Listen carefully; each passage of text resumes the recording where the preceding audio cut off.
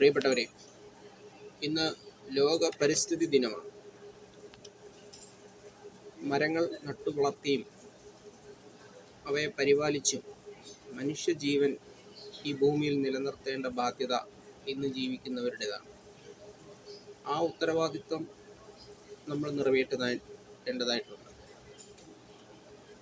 ഈ സാഹചര്യത്തിൽ എൻ്റെ ഒരു കവിത ഞാൻ ആലപിക്കുകയാണ്. മരം മരം മരം മരം എന്നാൽ രാമ രാമ രാമ എന്ന ചിന്ത വേണം.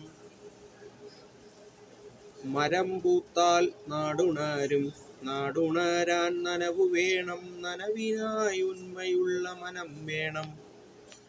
മരമാണു ജീവൻ, ജലത്തിലാണ് ജീവൻ. മരം വയ്ക്കാൻ ചിന്ത വേണം, മരം വെട്ടാൻ ചിന്ത വേണ്ട. നല്ല ചിന്തയ്ക്കായി ഉണർവ് വേണം, നല്ല ഉണർവിന് കരുതൽ വേണം.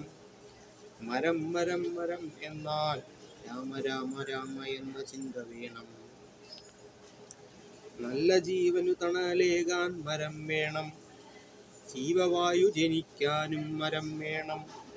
മരമില്ലെങ്കിൽ മരണമെന്ന ചിന്ത വേണം. മരം മരം മരം മരം മരം എന്നാൽ രാമ രാമ രാമ രാമ രാമ എന്ന ചിന്ത വേണം.